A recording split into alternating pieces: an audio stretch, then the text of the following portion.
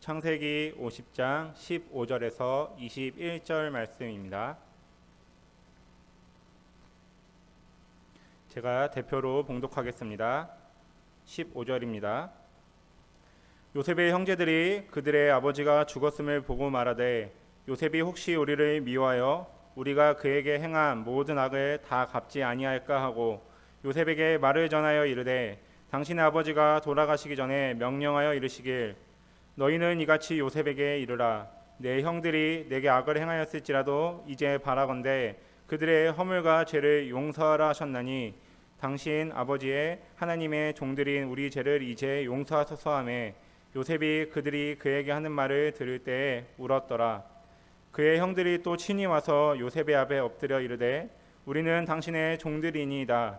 요셉이 그들에게 이르되 두려워하지 마소서 내가 하나님을 대신하리이까 당신들은 나를 해하여 하였으나 하나님은 그것을 선으로 바꾸사 오늘과 같이 많은 백성의 생명을 구원하게 하시려 하셨나니 당신들은 두려워하지 마소서 내가 당신들과 당신들의 자녀를 기르리이다 하고 그들을 간곡한 말로 위로하였더라. 아멘. 안녕하세요. 종암제일교회 성도님들, 오늘을 마지막으로 우리 가스펠 프로젝트 1권을 마치고자 합니다. 7월부터 시작된 수요 예배 성경 공부 가운데 우리는 창세기의 말씀을 가스펠 프로젝트 1권을 통해서 살펴보았습니다. 매주 성실하게 참여하신 성도님들께서는 저희가 매주 나눠드린 이 교환이나 아니면 이 교재를 통하여 이렇게 문제를 기록하시고 교육자실로 제출해 주시면은 저희 교회에서 소정의 상품과 격려의 시간을 가지고자 합니다. 그리고 또 한 번 광고하고자 합니다. 다음 주부터는 가스펠 프로젝트 2권이 시작됩니다. 단돈 5,600원에 저렴하게 모시고 있으니까요. 홈쇼핑 아니고요. 구역자님들께 신청해 주시거나 교육자에게 이제 사무실로 신청해 주시면 저희가 구매하여서 성도님들께 전달하거나 구역자님들을 통해서 가정으로 전달해 드릴 수 있도록 하겠습니다. 오늘 본문을 살펴보겠습니다. 오늘 본문은 요셉에 대한 이야기를 다루고 있습니다. 사랑하는 종암제일교회 성도님들, 요셉 하면은 어떤 이미지가 떠오르시나요? 어린 시절 꿈을 꾸었던 요셉, 또는 애굽으로 종살이하는 요셉, 또 감옥에 들어가서 고통받는 요셉, 아니면은 총리가 되어서 위풍당당한 모습의 요셉을 생각하실지 모르겠습니다. 저는 요셉 하면은 생각나는 이미지가 하나 있습니다. 그것은 제가 영화를 좋아해서 그런지 모르겠는데 2000년도에 개봉한 이집트 왕자 2입니다.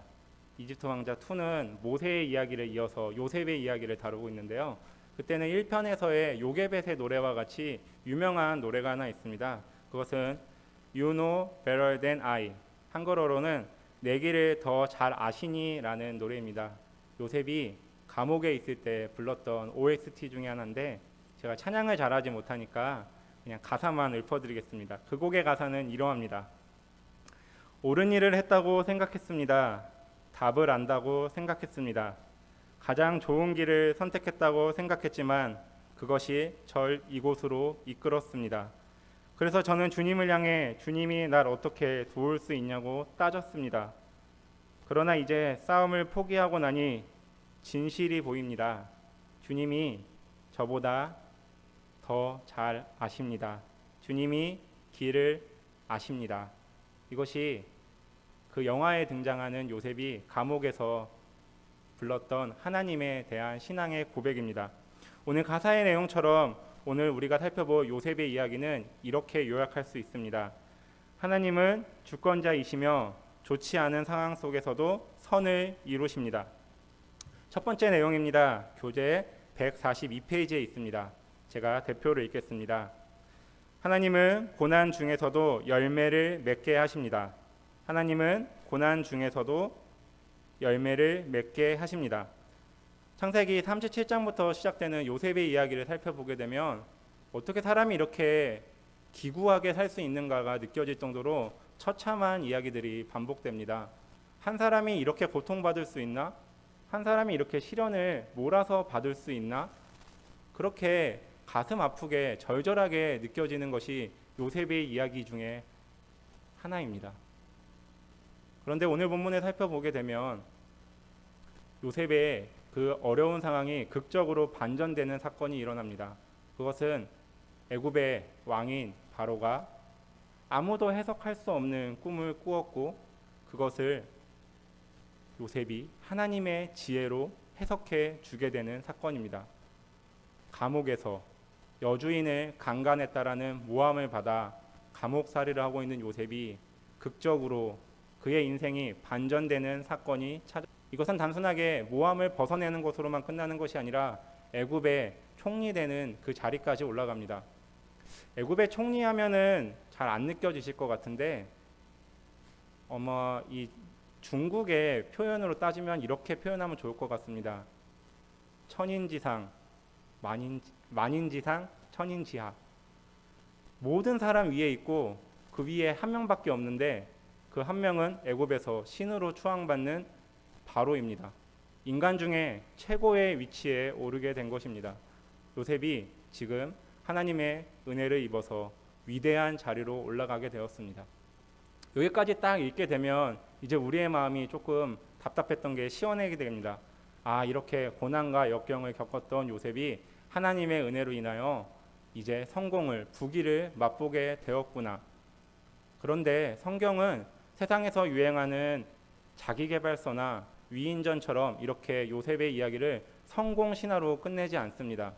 이것은 하나의 과정이었으며 정말 중요한 이야기는 이 성공 이후에 요셉의 자세에 있다라는 것을 우리로 하여금 집중하게 합니다.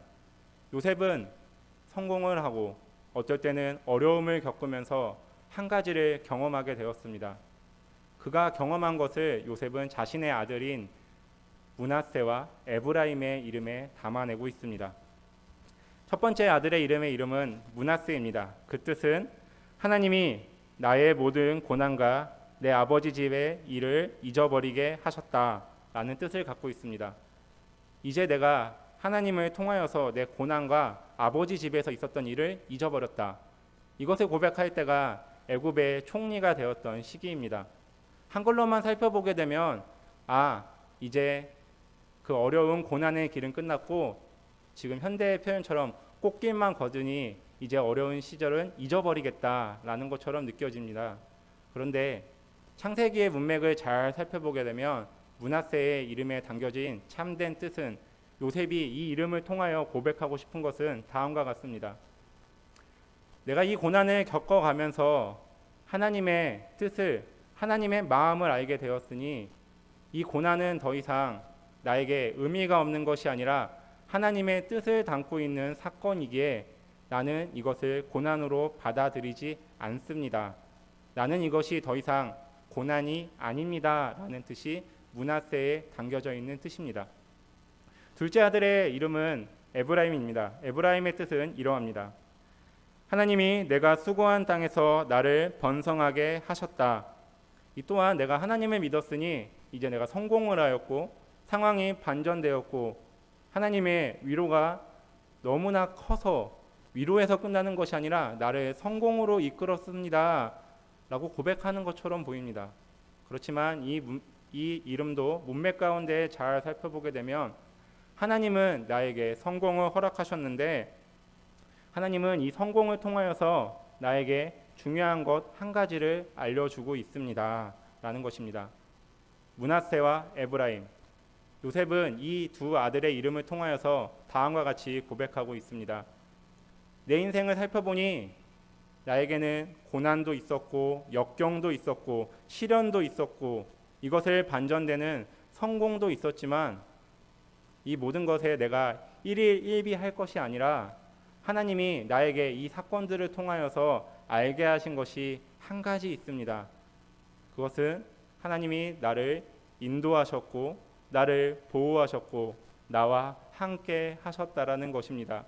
그렇기에 내가 고난 중에 있을 때도 하나님은 나를 버리셨지 않기 때문에 고난은 더 이상 나에게 고난이 아닌 것이고 내가 성공할지라도 하나님 앞에서 내가 겸손하게 교만치 않고 행할 수 있는 것은 하나님이 나에게 함께 하시며 나를 보호하셔서 얻어진 결과이기 때문이라는 것입니다. 첫 번째 내용의 핵심 내용, 고난 중에 하나님은 열매를 맺게 하십니다. 무슨 열매일까요? 세상에서 이야기하는 성공의 열매, 재물의 열매, 명예의 열매가 아니라 하나님의 뜻을 알게 되는, 신앙적인 표현으로 따지면 하나님과 친밀해지는 신앙의 열매, 성숙의 열매를 맺게 된다라는 것입니다.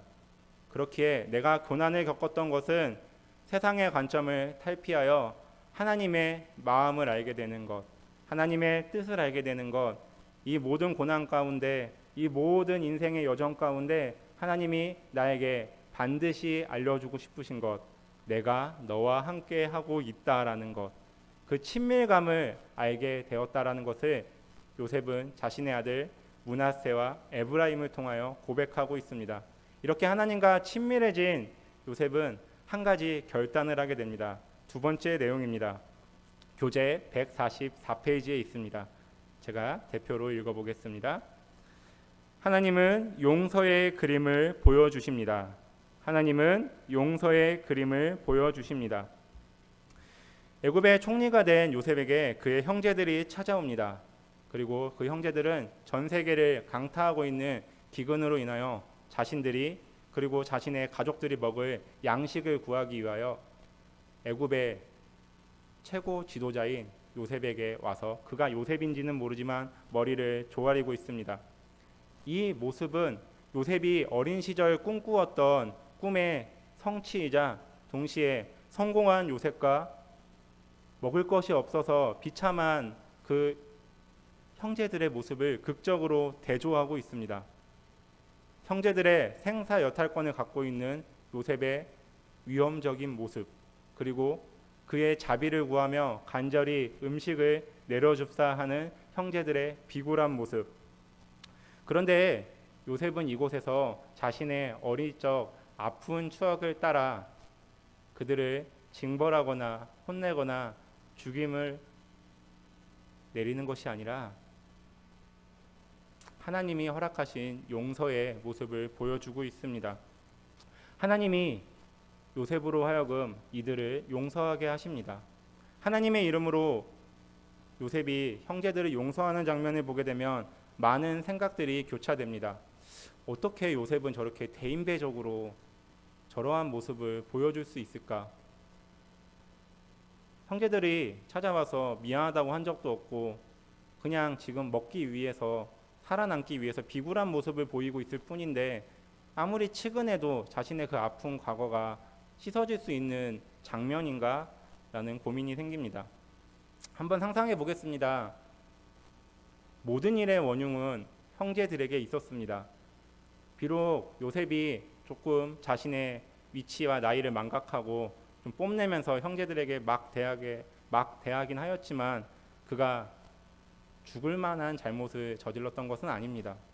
근데 형제들은 그를 죽이려 하였고 애굽의 종살이로 팔게 되었고 쭉 나아가 모함도 받게 되고 엄청난 고난과 시련의 첫 걸음은 형들에게 있었습니다. 그런데 이 성경의 이야기를 쭉 살펴보게 되면 하나님은 요셉에게 형제들을 용서하라라고 지시적으로 이야기하신 적은 없습니다. 그리고 요셉은 내가 형제들을 용서하겠습니다라고 하나님께 답변한 적도 없습니다. 그렇다고 해서 요셉이 기도하지 않았을까요? 이 문제를 가지고 기도하지 않았을까요? 저는 좀 거룩한 상상을 해봅니다. 요셉은 기도했을 것입니다. 그리고 처절하게 그들에게 불평하고 불만하고 욕하면서 기도했을 것입니다. 제가 왜 이런 상상을 하냐면 시편에서 다윗이 그러하거든요. 자신의 원수들을 향하여 머리를 깨트리고 싶다, 죽여버리고 싶다, 막 이렇게 욕을 합니다. 아마 요셉도 어려운 시련 가운데, 역경 가운데 형제들을 향하여 기도의 자리 가운데 내 앞에 있지는 않지만 하나님께서 그들을 벌해달라고 기도하지 않았을까요? 성경에는 등장하지 않지만 제 거룩한 상상입니다. 이렇게 기도하는 가운데, 이렇게 삶을 살아가는 가운데 요셉은 한 가지를 깨닫게 됩니다. 그것은 하나님이 명시적으로, 지시적으로 형제들을 용서하라라고 하진 않으셨지만 하나님은 형제들을 용서하기를 원하신다라고 하는 것입니다. 고난을 겪으면서 또 성공의 자리로 나아가면서 하나님과 함께 하는 그 삶 가운데 하나님의 마음을 알게 된 친밀해진 요셉은 하나님의 뜻이 무엇인지를 구분할 수 있게 된 것입니다.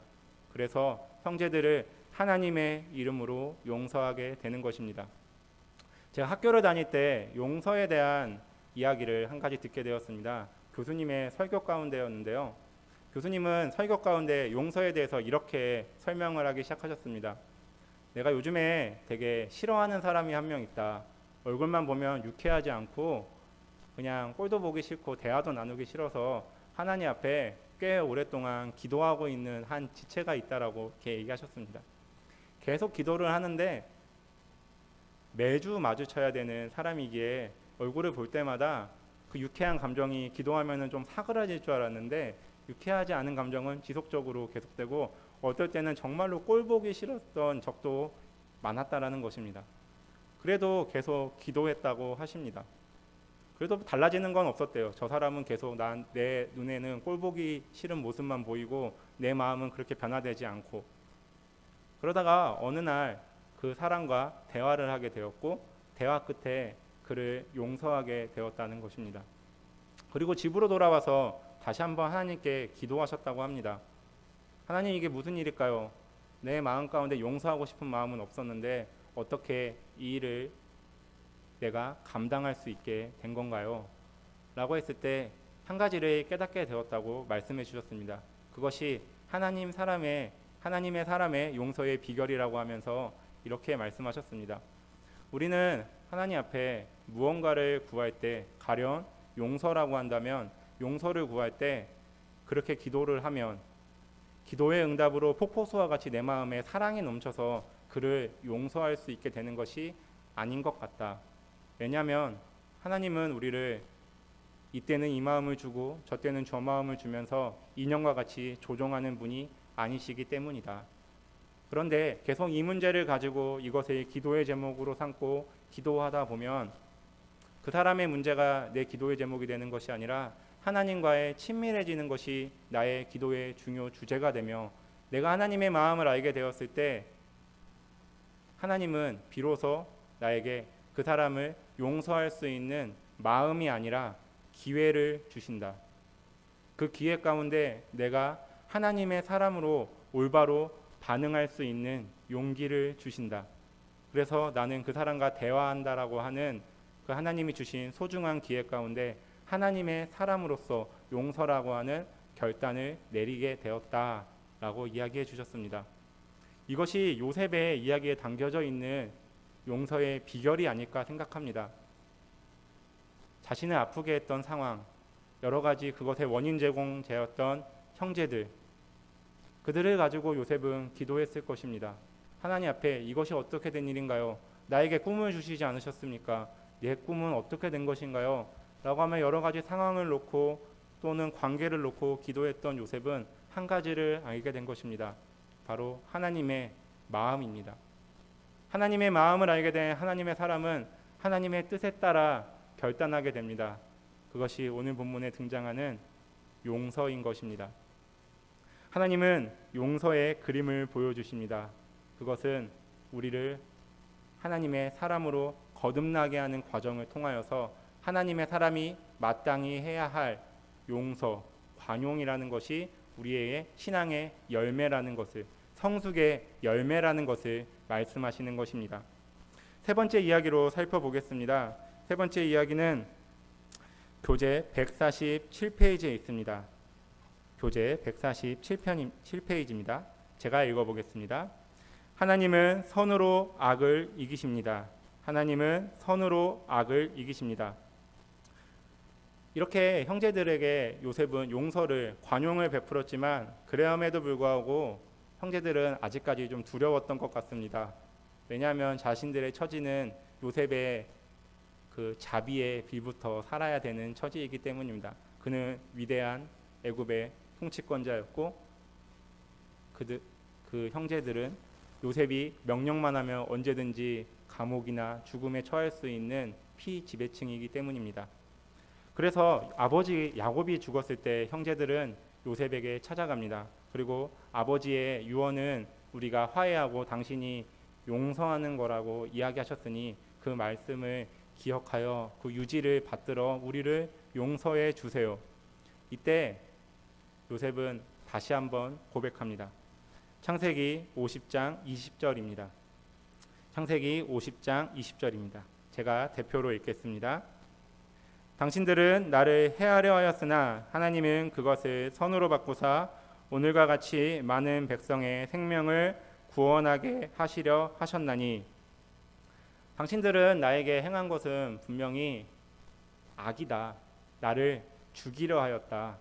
그런데 모든 과정 가운데 하나님이 이것을 선하게 바꾸사 당신들의 악한 행위를 하나님의 백성들인 우리의 가문을 보존케 하는, 구원케 하는 역사로 만들어 가셨다라고 고백하는 것입니다. 여기에는 조금 더 설명이 필요할 것 같습니다. 요셉은 지금 이렇게 고백하는 것입니다. 내가 경험했던 모든 고난, 시련, 역경, 나에겐 아픈 추억으로 남겨져 있을 수도 있겠지만 당신이 지금 두려워하는 것처럼 이것은 분명 잘못된 일이었지만 내가 하나님과 친밀해져 보니 이 모든 과정은 나에게 반드시 필요한 과정이었다는 것. 나뿐만 아니라 하나님이 우리의 선조이신 아브라함과 이삭과 야곱에게 약속하신 그 언약을 이어가기 위해서 필요한 과정이었다는 것. 그리고 하나님은 이것을 그냥 나에게 아픈 상처로만 남긴 것이 아니라 하나님과의 친밀함으로 만들어 가셨고, 성경의 표현처럼 내가 예측할 수 없는 방식으로 모든 것이 합력하여 하나님의 선하심으로 만들어 가셨기에 나는 당신들에게 다시 한번 고백합니다. 하나님의 이름으로 용서하겠습니다. 요셉의 이야기가 이렇게 마무리되고 있습니다. 사랑하는 종합제일교회 성도님들, 우리는 가스펠 프로젝트 1권을 통하여서 창세기의 이야기를 쭉 살펴보았습니다. 어떤 이야기들이었나요? 자연 만물을 창조하신 하나님의 모습을 살펴보고 인간들의 죄악과 그것들을 구원으로 만드시는 노아의 이야기도 살펴보고 하나님의 사람들이었던 아브라함과 이삭과 야곱과 오늘날의 요셉의 이야기까지 쭉 살펴보며 하나님의 사람을 하나님께서 어떻게 다루시는지에 대하여 살펴보았습니다. 무슨 이야기였습니까? 하나님에 대한 이야기였습니다. 성경은, 특별히 창세기는 하나님에 대하여 우리에게 알려주고 있습니다. 그리고 그 이야기는 단순한 성경 지면으로 끝나는 것이 아니라 우리의 삶으로 이어져 가고 있습니다. 우리의 삶을 통하여서 하나님을 알아가기를 원한다는 것입니다. 요셉이 자신의 삶 가운데 역경과 시련과 성공과 이런 롤러코스터와 같은 여러 가지 우여곡절들을 겪으면서 하나님이 나와 함께 하신다라는 것을 깨닫게 된 것처럼 우리 사랑하는 종합제일교회 성도님들께서도 인생 가운데, 그리고 오늘 하루 가운데 하나님을 깨달으시기를 주님의 이름으로 축복드립니다. 가스펠 프로젝트가 이제 마무리되었습니다. 그리고 우리에게는 또 새로운 이야기가 시작될 것입니다. 출애굽기, 레위기, 민수기, 신명기 이후에 쭉 요한계시록까지 우리는 말씀을 살펴보며 하나님의 말씀이 우리에게 무엇을 전달하고 있는지에 대하여 수요 예배마다 집중할 것입니다. 그러나 결론은 한 가지입니다. 바로 우리를 사랑하시는 하나님에 대한 자기소개, 예수 그리스도의 십자가 사건으로 등장하는 우리를 죄인에서 구원하시는 그 하나님의 역사의 순간, 그것으로 우리를 초청할 것입니다. 이제 우리는 교제를 닫고 성경의 이야기를 우리의 인생 가운데 적용하며 기도의 자리로 나아가기 원합니다. 한 가지 기도 제목입니다. 주님, 나의 삶 가운데 주님이 함께 하여 주시기를 간구합니다. 주님, 내가 주님의 사람으로 거듭날 수 있도록 주님 나와 함께 하여 주옵소서. 우리가 예배를 통하여 기도하는 가운데, 말씀을 듣는 가운데, 찬양을 올려드리는 것 가운데 집중해야 될 것 한 가지, 하나님의 목소리를, 하나님의 음성을, 하나님이 알려주시는 그 이야기에 나의 귀를 기울이기를 원합니다. 우리 주님의 뜻을 구하며 주의 말씀을 구하며 기도의 자리로 나아가겠습니다. 기도드립니다. 은혜와 사랑이 풍성하신 하나님, 주님 우리의 삶 가운데 함께하여 주사 주님 우리를 붙들어 주시고 우리와 함께하시며 주님 우리에게 새로운 일을 허락하시는 주님, 우리가 창세기의 말씀을 통하여서 주님에 대하여 알게 되었습니다. 주님은 우리의 창조주이시며 우리의 삶의 주인이시며 만유의 주권자이심을 알게 되었습니다. 주님 요셉의 고백과 같이 우리들의 삶 가운데 우리의 신앙생활 가운데 주님과의 친밀함이 이어질 수 있도록 주님 우리와 함께하여 주옵소서. 2020년 우리 종암제일교회 표와 같이 낙타 무릎이 되어 기도하는 자리 가운데 나의 삶의 문제를 놓고 관계